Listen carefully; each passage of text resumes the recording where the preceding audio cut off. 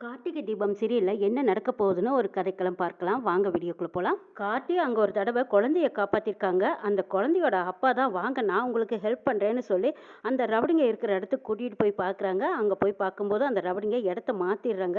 ரவுடிங்களுக்கு ரவுடிங்களே phone பண்ணி பேசிக்கிறாங்க. டேய் அந்த பொண்ணை எங்கடா கூட்டிட்டு போனீங்கன்னு கேட்குறாங்க. டேய் மலை உச்சியிலேருந்து அந்த அம்மா தலை சொல்லிட்டாங்க. மலை உச்சிக்கு தான் இழுத்துட்டு போறோம். சீக்கிரம் நீ வா அப்படின்னு கூப்பிடவும், சார் வாங்க சார் மலை உச்சிக்கு கூட்டிட்டு போயிருக்கானுங்க. மலை உச்சிக்கு போறதுக்கு இதுதான் தடம் அப்படின்னு சொல்லிட்டு கார்த்திகும் அந்த நபரும் 2 பேரும் சேர்ந்து மலை உச்சிக்கு போறாங்க. அங்க ரேவதியை வலுக்கட்டாயமா இழுத்துக்கிட்டு வர்றாங்க. ரேவதி பதறி போய் தவிக்கிறாங்க. நீங்க யாரு? என்னை கொல்ல சொன்னது யாரு? எதுக்காக இப்படி செய்கிறீங்கன்னு கேட்குறாங்க ரேவதி. நீயே இன்னும் கொஞ்ச நேரத்துல சாக போற. அதை தெரிஞ்சுக்கிட்டு நீ என்னம்மா பண்ண போற? ஆனா நீ சாகிறதுக்கு ஒரு சாட்சி வேணும் இல்லையா? நீயா கைப்பட எழுதின மாதிரி ஒரு லெட்டர் ஒன்று எழுதியிருக்கோம். இந்தா கையெழுத்து போடு அப்படின்னு சொல்லி வலுக்கட்டாயமா ரேவதி கிட்ட கையெழுத்து வாங்கிக்கிறாங்க. ரேவதி உயிருக்கு பயந்து தவிச்சு போய் நான் கையெழுத்து போடுறேன், என்ன தயவு செய்து விட்டுருங்கன்னு கையெழுத்தெல்லாம் கும்பிடுறாங்க. என்னம்மா செய்யறது? நாங்க அந்த மேடத்துக்கிட்ட கை நீட்டி பணம் வாங்கிட்டோம். உன்னை கொன்னாதான் எங்களுக்கு முழு பணம் வரும். பாதி வேலையில விட்டுட்டு போக முடியாது இல்லையா அப்படின்னு சொல்லி வலுக்கட்டாயமா எழுதிட்டு வரும்போது அங்க வந்த கார்த்தி பாத்துக்கிறாங்க. டேய் யாருடா நீங்க அப்படின்னு கார்த்தி சத்தம் போடவும் சத்தம் கேட்டு திரும்பி பாக்குறாங்க. ரேவதியும் திரும்பி பாக்குறாங்க. அப்பாடா எப்படியோ டிரைவர் வந்துட்டாரு, என்ன நிச்சயமா காப்பாத்திட்டு வருங்கிற நம்பிக்கையில இருக்காங்க ரேவதி. யாரோ நம்மளை பார்த்துட்டாங்கடா, அவங்க கிட்ட வர்றதுக்கு முன்னாடி இவளை பிடிச்சு தள்ளிட்டு நம்ம காணாத ஓடிடலாம் அப்படின்னு ரேவதியை முரட்டுத்தனமா இழுத்து மலை உச்சியில இருந்து அந்த பாறை வழியா தள்ளிடுறாங்க. கார்த்தி ரேவதியை பார்த்ததும் காப்பாத்தணுங்கிற முயற்சியில வேகமா ஓடி வராங்க. ரேவதியை காப்பாத்துறதுக்கு கை நீட்டும் போது அந்த ரவடிங்க கார்த்தியை பிடிச்சு தள்ளுறாங்க. கார்த்தி அந்த ரவடிங்களை அடிச்சு தும்சம் பண்ணி வெளியே விரட்டுறதுக்குள்ளேயே ரேவதி மலைப்பாரிய பிடிச்சு தொங்கிக்கிட்டு இருக்காங்க. அவங்க கையில வலு விளந்து கை வலியோடு நிக்கிற ரேவதிக்கு அப்புறமும் நம்ம தப்பிக்க மாட்டோமோன்னு நினைச்சு ஒரு கை மாற்றி ஒரு கை வச்சு வச்சு பார்த்தாங்க. மறுபடியும் 2 கையும் விடுற நேரம் பார்த்து கரெக்டா கார்த்தி கை நீட்டி ரேவதி கையை பிடிச்சிடுறாங்க. ரேவதியும் கார்த்தி கையை பிடிச்சுக்கிறாங்க. ரேவதி என்ன நல்லா கெட்டியா பிடிச்சுக்கோ அப்படின்னு கார்த்தி சொல்லவும் ரேவதியும் நல்லா கெட்டியா 2 கையும் பிடிச்சுக்கிறாங்க. கார்த்தி டம் கட்டி ரேவதியை எப்படியோ மேலே இழுத்து காப்பாத்திடுறாங்க. மாயா சொன்னதை நினைச்சு பாக்குறாங்க கார்த்தி. ரேவதியை மலை உச்சியிலிருந்து நாங்க கொலை பண்ணினாலும் அப்பவும் இதுல மாட்டிக்க போறது நீ தான்.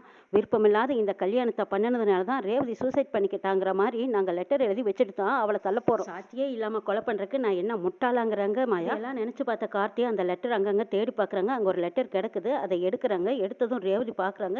இது என்ன லெட்டர்னு கேட்கும்போது, பாத்தியா உன்னை தள்ளி விடுறதுக்கு முன்னாடி உன் கைப்பட எழுதி வச்ச மாதிரி இப்படி ஒரு லெட்டரை செட் பண்ணியிருக்காங்க. இந்த கையெழுத்து யாருதுன்னு நம்ம கண்டுபிடிக்கணுங்கிறாங்க கார்த்தி. உண்மை என்னன்னு கார்த்திக்கு தெரிஞ்சாலும் அப்ப கார்த்தி சொல்றத ரேவதி நம்ப தயாரா இல்ல. என்ன சொன்னாலும் நான் சொல்றதெல்லாம் பொய்ன்னு தான் ரேவதி நினைப்பா. போலீஸ் மூலமாவே மாயாவை கண்டுபிடிச்சு மாயா தான் இத்தனைக்கும் காரணங்கிறத நிரூபிக்கணும். அது வரைக்கும் நம்ம அமைதியாவே இருக்கலாம்னு நினைக்கிறாங்க. ரேவதி பயத்துல நிக்கிறாங்க. கார்த்தியோட கையை இறுக்கமா பிடிச்சுக்கிறாங்க. ரேவதி நீ ரொம்ப பயந்துருக்க, வா ரூமுக்கு போலாம் அப்படின்னு சொல்லி ஹோட்டல் ரூமுக்கு கூட்டிட்டு போறாங்க. கார்த்தி எனக்கு யாருமே எதிரி கிடையாது, என்னை கொலை பண்ற அளவுக்கு யார் இப்படி எல்லாம் பண்ணியிருப்பாங்கன்னு எனக்கு தெரியல, அதை நினைச்சா தான் எனக்கு கொஞ்சம் பயமா இருக்குதுங்கிறாங்க ரேவதி. நீ ஒன்றும் பயப்படாது ரேவதி, நான் போலீஸ் ஸ்டேஷன்ல கம்ப்ளைண்ட் கொடுத்துருக்கேன், கூடிய சீக்கிரம் யாருன்னு கண்டுபிடிச்சிடலாங்கிறாங்க கார்த்தி. நான் சொல்ல மறந்துட்டேன், உங்க அம்மா உங்ககிட்ட பேசணும்னு சொன்னாங்க, அத்தைக்கு ஒரு ஃபோன் பண்ணி பேசிடுறியாங்கிறாங்க. என்னோட ஃபோன் காணாம போச்சுங்கிறாங்க ரேவதி. அது ஒன்றும் பிரச்சனை இல்லை, போலீஸ் கண்டுபிடிச்சிருவாங்க, என்னோட ஃபோன்ல இருந்தே நீ பேசுன்னு கார்த்தி ஃபோனை கொடுக்குறாங்க. ரேவதி ஆனா ஒரு விஷயம், நீ இங்க நடந்தது எதையும் உங்க அம்மா கிட்ட சொல்ல வேண்டாம். ரேவதி எங்கேன்னு கேட்கும்போது நான் வெளியில இருக்கிறதா சொல்லித்தான் நான் உன்னை தேடிட்டு வந்தேன், அவங்களுக்கு இந்த விஷயம் தெரிஞ்சா ரொம்ப பயந்துடுவாங்க, நீ சொல்லிடாதீங்கிறாங்க கார்த்தி. ரேவதியும் சரின்னு சொல்லிட்டு போன்ல சாமுண்டீஸ்வரிக்கு ஃபோன் பண்ணிக்கிட்டு இருக்காங்க. சாமுண்டீஸ்வரி ஃபோன் எடுக்கிறாங்க. எடுத்ததும் என்ன ரேவதி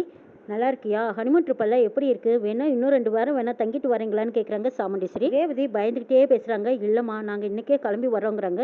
ஏன் ரேவதி இருந்துட்டு வரலாமே, மாப்பிள்ள உன்னை நல்லா தானே கவனிச்சுக்கிறாருன்னு சாமுண்டீஸ்வரி கேட்கும். ரேவதி கார்த்தியவே பாக்குறாங்க. கார்த்தி என்னாச்சு அப்படின்னு கேட்கும். ஒன்னும் இல்லைன்னு தலையசிக்கிறாங்க ரேவதி. சரி அவருக்கும் விருப்பமா இருந்தா 2 பேரும் கிளம்பி வந்துருங்கன்னு சாமுண்டீஸ்வரி சொல்றாங்க. மேனேஜர் ரேவதியை பாக்குறாங்க. என்னம்மா இவ்வளவு நேரமா எங்க போயிட்டீங்க, உங்களை காணானதும் உங்க வீட்டுக்காரர் எப்படி தவிச்சு போயிட்டாரு தெரியுமா, போகும்போது வெளியில யாராவது துணைக்கு கூட்டிட்டு போகணும், இல்லைன்னா சொல்லிட்டு போகணுமா, இந்த மாதிரி எல்லாம் தெரியாத இடத்துல வந்து இப்படி போகக்கூடாதுன்னு அட்வைஸ் பண்ணிட்டு போறாங்க. ரேவதி உன்னோட திங்ஸ் எல்லாம் எடுத்து பேக் பண்ணிக்கோன்னு சொல்றாங்க. கார்த்தியும் அவங்க பொருளெல்லாம் எடுத்து பேக் பண்ணிட்டு இருக்காங்க. இங்க ரேவதியும் பேக் பண்ணிட்டு இருக்கும்போது கார்த்தியை பாக்குறாங்க. ராஜா நான் உங்களை எவ்வளவோ திட்டிருக்கேன், தப்பாவும் நினைச்சிருக்கேன், ஆனா அதையெல்லாம் மனசுல வச்சுக்காம என்னை வந்து ஓடி வந்து காப்பாத்துனீங்கல்ல, ரொம்ப நன்றிங்கிறாங்க ரேவதி.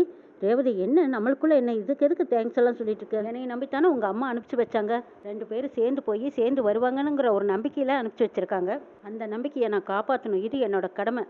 இதுக்கெல்லாம் தேங்க்ஸ் சொல்லணுங்கிற அவசியம் இல்லைங்கிறாங்க கார்த்தி. உங்ககிட்ட ஒரு உண்மையை சொல்லட்டுமா, நீ ரொம்ப பெருந்தன்மையா நடந்துக்கிறீங்கிறாங்க ரேவதி. அப்பாடா, இப்பவாவது என்னை பத்தி கொஞ்சம் கொஞ்சம் புரிஞ்சுக்கிட்டியா, அது வரைக்கும் சந்தோஷங்கிறாங்க கார்த்தி. சரி அதெல்லாம் இருக்கட்டும், என்ன காணானதும் நீ போலீஸ் ஸ்டேஷன்ல போய் கம்ப்ளைண்ட் கொடுத்தேன்னு சொன்னீங்கல்ல, என்ன கடத்தினவங்க யாருன்னு அவங்க ஏதாவது கண்டுபிடிச்சாங்களா, ஏதாவது தகவல் தெரிஞ்சதான்னு கேக்குறாங்க ரேவதி. இது வரைக்கும் அவங்க எந்த தகவலும் சொல்லல, நம்ம போகும்போது பாத்துக்கலாங்கிறாங்க கார்த்தி. என்ன கடத்தினது ஒரு பொம்பளை தான்னு நல்லா தெரியுது. அந்த ரவுடிங்க பேசிட்டு இருக்கும்போது மேடம்ல இருக்காங்க, இன்னும் 2 மணி நேரத்துல இந்த பொண்ணை மலை உச்சியில இருந்து தள்ளி கொன்னுடுங்கன்னு சொல்லிட்டாங்கன்னு பேசிக்கிட்டாங்க. அந்த பொம்பளை கிட்ட இருந்து போன் வந்ததுக்கு அப்புறம் தான் என்ன மலை உச்சிக்கு இழுத்துக்கிட்டு போனாங்க. நான் கூட கேட்டேன், யார் என்ன கொலை சொன்னான்னு கேட்கும்போது, நீ ஏன் சாக போற, அதை தெரிஞ்சு என்ன பண்ண போறேன்னு சொல்லிட்டாங்க. எனக்கு பின்னாடி நின்று என்னைய கொல்ல பார்த்த அந்த லேடி யாருங்கிறத நான் தெரிஞ்சே ஆகணுங்கிறாங்க ரேவதி. ரேவதி, இப்ப நீ பாதுகாப்பா பத்திரமா வந்து சேர்ந்துட்டியல, இனிமே தெரிஞ்சு நீ என்ன பண்ண போற, நம்ம ஊருக்கு போயிடலாம் அப்படிங்கிறாங்க கார்த்தி. அப்படிப்பட்ட கொலகாரி திரும்பவும் என் ஊர் பக்கம் வரமாட்டான்னு என்ன நிச்சயம், அது யாருங்கிறத நம்ம இங்கிருந்தே கண்டுபிடிச்சிக்கலாமேங்கிறாங்க ரேவதி. அவ்வளவு ஒன்றும் ரிஸ்க் எடுக்க வேண்டாம், அதான் இப்போ எந்த பிரச்சனையும் இல்லையில, நம்ம இங்கேருந்து கிளம்புறது தான் சரின்னு கார்த்தி சொல்லவும்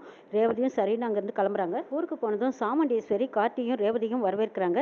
கல்யாணமான புது தம்பதிங்க வெளியில போயிட்டு இன்னைக்கு தான் வீட்டுக்குள்ள வர்றீங்க, ஆரத்தி எடுத்து உள்ள போலான்னு சொல்லி ஆரத்தி எடுக்கிறாங்க சாமுண்டீஸ்வரி. நல்லபடியா நீங்க 2 பேரும் வீடு திரும்பினது எனக்கு ரொம்ப சந்தோஷமா இருக்கு, வாங்க மாப்பிள்ளைன்னு உள்ள வரவேற்கிறாங்க. 2 பேருமே ஏற்காடு போயிட்டு திரும்பி வர வரைக்கும் ரொம்ப ஜாலியா சந்தோஷமா இருந்தீங்களான்னு கேட்குறாங்க. ரேவதி எதுவும் பேசாம அமைதியா நிற்கிறாங்க. கார்த்தி ரேவதியை பார்த்துட்டு வெளியூர் பையனும் ரொம்ப நல்லா இருந்துச்சுன்னு சொல்றாங்க. நிக்கிற சந்திரா பாக்குறாங்க, ஓஹோ எத்தனைய மறைச்சிட்டு இப்பவும் நடிக்கிறான் பாரு. மாயா பின்தொடர்ந்து வந்ததையும் பார்த்திருக்கான், மாயா கடத்திக்கிட்டு போனதை பத்தி எல்லாம் எதுவுமே வெளியே சொல்லாம அமக்கமா இருக்கானே, அப்போ இவ எவ்வளவு பெரிய கிரிமினலா இருக்கணும்னு யோசிக்கிறாங்க சந்திரா. ரேவதி, என்னாச்சு உனக்கு, ஏன் வந்ததுல இருந்து ஏதோ ஒன்னு பறி கொடுத்த மாதிரியும் பயத்தோடு நிக்கிற மாதிரியே இருக்க, என்னாச்சுன்னு கேட்குறாங்க சாமுண்டீஸ்வரி. அதெல்லாம் ஒன்றும் இல்லம்மா அப்படின்னு சொல்லிட்டு நான் போய் ரெஸ்ட் எடுக்கிறேன்னு ரேவதி அவங்க ரூமுக்கு போறாங்க.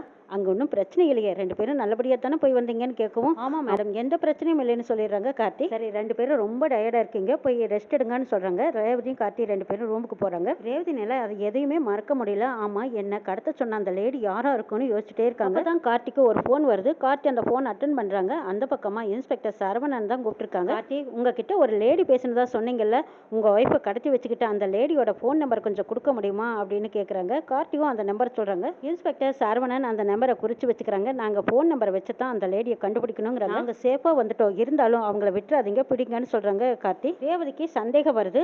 ஆமா, உங்களுக்கு யார் போன் பண்ணி பேசினான்னு கேட்குறாங்க. ரேவதி, நான் சொன்னா நீ நம்ப மாட்டேன், இருந்தாலும் நான் நடந்ததை சொல்றேன். அந்த மாயா தான் எனக்கு போன் பண்ணாங்க. மகேஷை நான் தான் கடத்தி வச்சிருப்பேன், என் பேர்ல சந்தேகப்பட்டு நான் கடத்திக்கிட்டு போய் மகேஷை விட்டா மட்டும்தான் உன்னை விடுவேன்னு சொல்லிட்டு இருந்தாங்க. மகேஷ் இருக்கிற இடமே எனக்கு தெரியாது, மகேஷுக்கு எனக்கு எந்த சம்மந்தமும் இல்லை. அப்படி இருக்க என்கிட்ட மகேஷை நீங்க விட்டீங்கன்னா தான் நான் ரேவதியை விடுவேன்னு சொல்லிட்டே இருந்தாங்க. எனக்கு தெரியாதுன்னு நான் சொன்னேன், அதுக்குள்ளேயே உன்னையும் கடத்திட்டு போய் வச்சுட்டாங்க. அப்புறம் தான் நடந்த விஷயங்கள் உனக்கு தெரியுமே, லெட்டர் எழுதி வச்சுட்டு உன்னை மலையிலிருந்து தள்ளி விட்டுட்டு அந்த பழியை என் பேர்ல தூக்கி போடுறதாவும் என் பேர்ல கேஸை கொடுக்கறதாவும் மாயா என்ன பயமுறுத்தினாங்கன்னு சொல்றாங்க கார்த்தி. இதை கேட்டதும் ரேவதிக்கு அவ்வளோ ஒரு ஷாக்கிங், இதை நம்பவே முடியலையே. மாயாக்காவா இப்படி பண்ணினாங்க?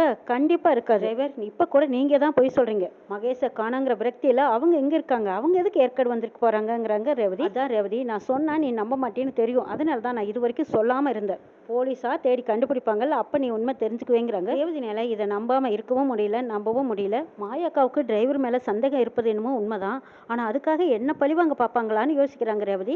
என்னை காப்பாத்துனதுல இருந்து உங்க பேர்ல எனக்கு ரொம்ப நம்பிக்கை வந்துருச்சு. சரி, உங்களை மிரட்டி ஃபோன் பண்ணாங்கல்ல, அந்த லேடியோட நம்பரை கொடுங்க, நான் பேசிக்கிறேங்கிறாங்க ரேவதி. வேண்டாம் ரேவதி, நேரடியாக பேசி ஏன் சங்கடப்படுறீங்க, அதுதான் நான் சொன்னேனே, மாயா தான் கூப்பிட்டு பேசினான்னு, அதுக்கப்புறமா உனக்கு சந்தேகமாகறாங்க.